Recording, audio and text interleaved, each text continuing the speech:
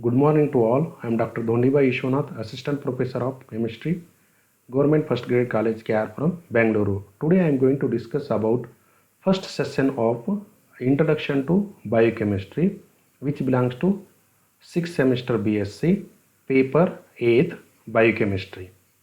In this session, I am going to discuss about Introduction to Biochemistry, meaning of biochemistry and characters of living things, contribution of various scientists towards the development of biochemistry like Lavoisier, Wohler, Emil Pischer, Louis Pasteur, Embedin, Mayor of Parnasse, Hans Krebs, Michaelis and Mentin, Watson and Crick, Chargaff, H.G. Khorana, Knoop, Pauling, Hopkins, and Michels.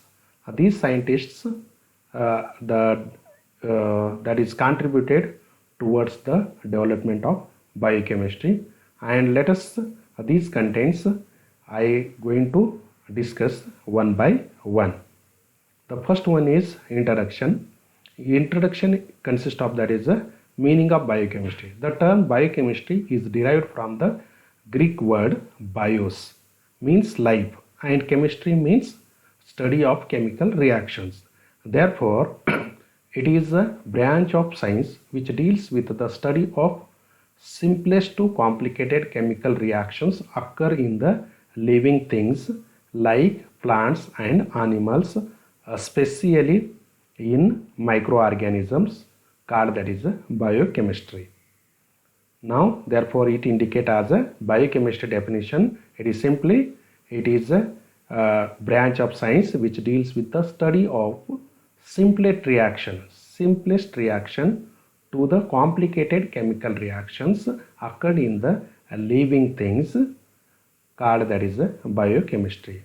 Now there is a characters of living things can be there. Therefore, characters of the living things. There are three main characters of that is the living things. I am going to discuss here. The first character is the living things are structurally complicated and highly organized. They contain many kinds of complex molecules. Therefore, here the living things are the one species is different structure having a other with the other species, and they having it is highly organized, and they are made up of very complex molecules like carbohydrates, lipids, then DNA, RNA, whatever may be. These are the complex molecules are present in the living things. This is the first character. Second character, the living things extract, transform, and use of energy from their environment. The whatever may be available energy present in the environment, that energy utilize from the nutrient or solar energy, and this by using these energy from the environment or from the food or from the solar energy, these energy can be useful to make the built and their own structures. It maintain the own structure or develop the own structure by using this energy, and therefore this is the second important character of living things.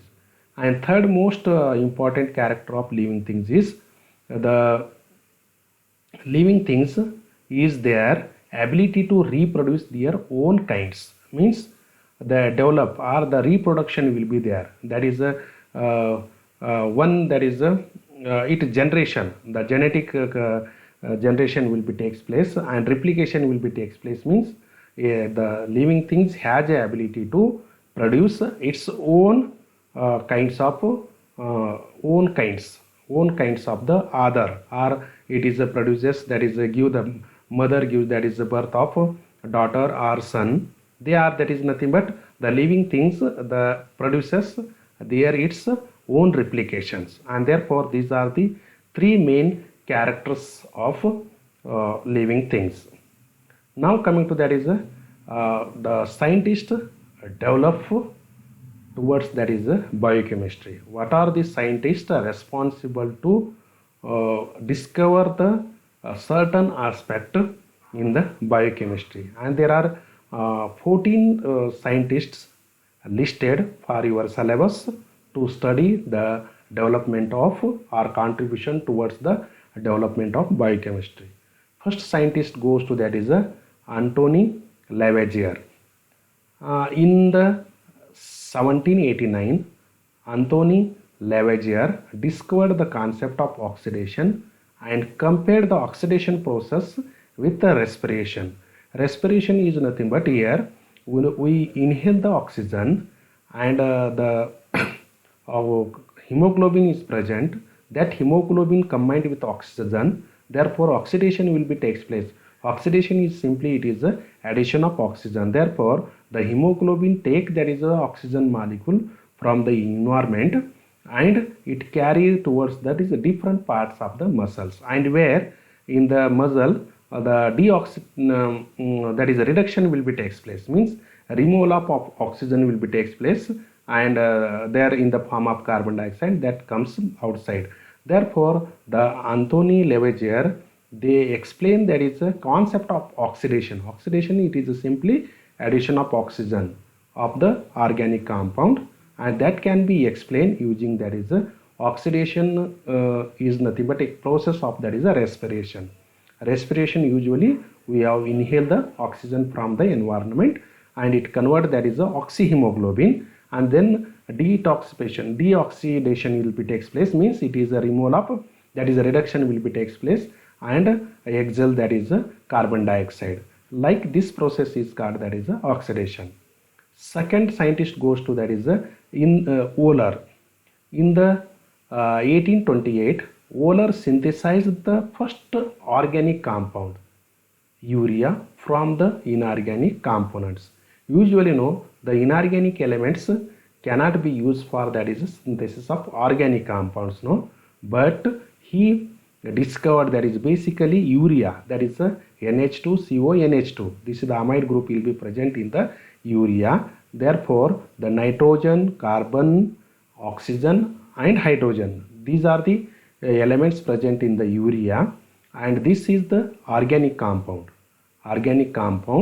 which is the first organic compound discovered from the preparation of inorganic elements like that is nitrogen, then oxygen will be there, oxygen, carbon and hydrogen. Therefore organic compounds are nothing but study of carbon, hydrogen, oxygen. These are the basically compounds, basically elements, inorganic elements. But along with that is a nitrogen, sulfur also there, but the first nitrogen will be present in the organic compound that discovered by that is a Wohler in 1828. Therefore he synthesized that is the organic compound urea from the inorganic elements. Then third scientist goes to that is Louis Pasteur. In the 1843, Louis Pasteur identified the stereoisomers of tartaric acid. We know that tartaric acid is nothing but CO. This is the dicarboxylic acid, COOH, that is CHOH and COH. This is the dicarboxylic acid, it is the tartaric acid. Now stereoisomers are nothing but the compounds which are arranged in the space and different space in the spatial arrangement or arrangement of the atoms or group in the molecules or in the compound in a three dimension. Therefore due to it gives that is a different properties called that is isomers, and due to having a three dimensional arrangement or a spatial arrangement, they are called as a stereoisomers. Therefore tartaric acid it is used that is a stereoisomers, and because of it having a different ability to rotate the plane polarized light of the tartaric acid either towards left or towards the right, based on that is OH left and right, and therefore we say that is the ability to rotate the plane polarized light towards the right side means it is called as a dextrorotatory or a plane polarized light. It rotates towards the left side or that is anti-clockwise direction, that is called as a levorotatory. Plane polarized light, you already know, that is a single a light vibrate in a single dimension called that is a plane polarized light. And also he proposed that the concept of optical activity. The tartaric acid is optically active. Why they can be explained. Here the optical activity is nothing but the ability of a plane polarized light rotate in clockwise direction or anti-clockwise direction as such that is property has to a particular compound. That compound is that is optically active. That can be explained by Louis Pasteur. And further he also proved that in 1860 the fermentation reaction caused by the microorganism. Fermentation means a microorganism is developed. Suppose conversion of the milk to curd. It should be keep that is a milk in overnight to get that is a taste. Suppose we are adding that is a lemon juice to the milk, it became coagulation, it convert into a solidify, just like a that is a curd, but that is a tasteless. It is a it cannot give that is sour taste, or it is a tasteless one. Only there is a solid will be formed. But if the milk is kept overnight, during the overnight 1 day or 2 day, the fermentation reaction, the microorganisms are developed, and these are convert that is milk to the lactic acid to the other, and to form that is a curd will be a form. And this is showed by that is Louis Pasteur. The fermentation reaction is caused due to the or responsible for that is a microorganism. Next, fourth scientist goes to that is Emil Fischer. In 1894, Emil Fischer demonstrated the specificity of enzymes and the lock and key theory for the enzyme substrate interaction. Now usually know enzymes are nothing but biological that is catalysis means they accelerate or retardate or change the rate of the reaction in the metabolic system or in the living things. Therefore here substrate means whatever may be net changes in a particular product is called that is substrate. Then the enzymes, it is attack on a particular site in the form of lock and key model, and they give that is a action specificity. Therefore the enzymes, it is always it is occurred or that is attack on a substrate at particular space, that is called as active centers, and that can be explained by that is Emil Fischer. Now next fifth scientist goes to that is Franz Knupp. In 1904, Franz Knupp deduced the mechanism of oxidation of fatty acid. Fatty acid, you know that long chain aliphatic monocarboxylic acid called that is fatty acids. That is citric acid, oleic acid, that is palmitic acid, whatever may be. These are the all are that is fatty acids. So we know that it is a even number of carbon atoms present, and along with that is a COH group. No, therefore COH group will be there. That indicate as that is a long chain aliphatic. It should be a free from, it should not contain that is a benzene ring. It should be a open chain structure, long chain containing that is a COH group, that is called as a fatty acid. And oxidation of the fatty acid takes place in the metabolic activity in the living body, and that can be explained by using by the Franz Knupp. Next, sixth scientist goes to that is Leonard Michaelis and Maud Mentin. Now here these scientists in 1913 illustrated the mechanism of enzyme action. The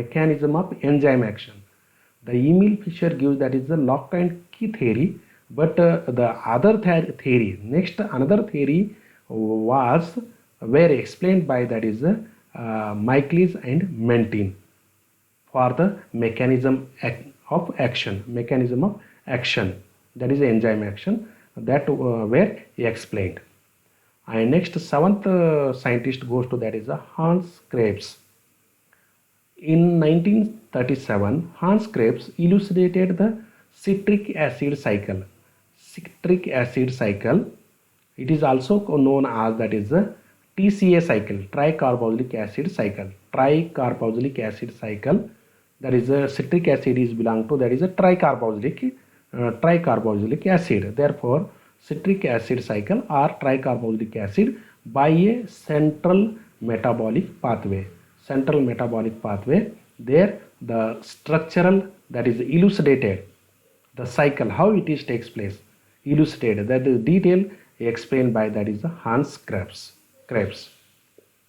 Then eighth scientist Linus Pauling and Robert Corey. In 1950, Linus Pauling and Robert Corey proposed the alpha helical structure of protein based on the X-ray diffraction studies. These scientists discovered there is a alpha helical structure of protein. Alpha helical structure of protein. Proteins having a four type of the structures. One is primary structure, secondary structure, tertiary, and again that is a quaternary structure. Therefore, we say that is there are four type of the structures will be there. And the Robert Corey and Linus Pauling, they propose that is alpha helical structure of protein based on the X-ray diffraction. X-ray is used here. It is in the form of nanometer.